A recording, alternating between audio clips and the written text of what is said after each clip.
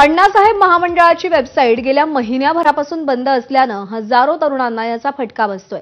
मराठा समाजातील होतकरू बेरोजगार तरुणांना स्वतःच्या पायावर उभं करण्यासाठी अण्णासाहेब विकास महामंडळाचा सिंहाचा वाटा आहे। पण गेल्या 1 ऑक्टोबरपासून वेबसाईट बंद असल्यानं महामंडळात लाभार्थ्यांची नोंदणी, कर्ज प्रक्रिया, पात्रता प्रमाणपत्र वाटप, व्याजाचा परतावा रखडलाय आणि यामुळे मराठा समाजात असंतोष निर्माण झालाय। महामंडळाचे अध्यक्ष नरेंद्र पाटील यांच्या उपस्थितीत सकाळी 11 वाजता नाशिकमध्ये सकल मराठा समाजाची बैठक पार पडणार आहे। माहिती तंत्रज्ञानाच्या युगात 1 महिन्यापासून वेबसाईट सुरू होत नसल्यानं आश्चर्य व्यक्त होत आहे। सर्व्हर डाऊन असल्याचा संदेश सातत्यानं प्राप्त होतोय।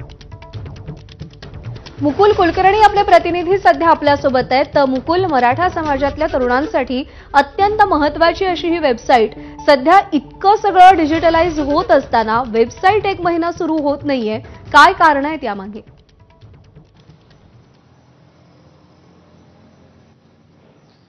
आश्चर्य याच गोष्टीचं व्यक्त केलं जात आहे। माहिती तंत्रज्ञानाचा युग आहे आणि या युगामध्ये तब्बल 1 महिना होत आलेला आहे।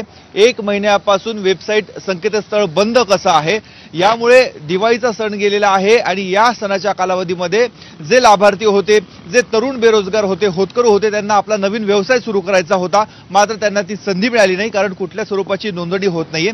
या संपूर्ण प्रक्रियेचा सातत्याने पाठपुरावा करणारे मराठा समाजाचे पदाधिकारी आपल्यासोबत आहेत। नेमकं काय होते, आज बैठक बोलवली आहे? आज गेल्या 1 महिन्यापासून पोर्टल बंद आहे। जून महिन्यापासून व्याज परतावा बंद आहे। अण्णासाहेब पाटील महामंडळाच्या माध्यमातून मराठा समाजाच्या मुलांना उद्योजक बनवण्याचं जे राज्य सरकारचं धोरण आहे, राज्याच्या मुख्यमंत्र्यांचं धोरण आहे, मग जर ते इतकं चांगल्या पारदर्शकपणाने असेल तर पोर्टल बंद काय? बरं, काही नाही, फक्त तांत्रिकदृष्ट्या। अहो, तांत्रिकदृष्ट्याची अडचण फक्त ही 12 तासाची 48 तासाची असू शकते, 1 महिन्याची। ते जे एमडी आहेत ना, एमडी जे नवीन बसवले ते मराठा द्रोही आहेत। ते अजित पवार आणि भुजबळांच्या दबावाखाली काम करणारे आहेत। एकीकडे नरेंद्र पाटलांना आम्ही त्याच्यामुळेच बोलवलंय की बाबा, मराठा समाजासाठी तुमच्या वडिलांच्या नावानं आहे, मराठा समाजाची अस्मिता त्या महामंडळावर आहे।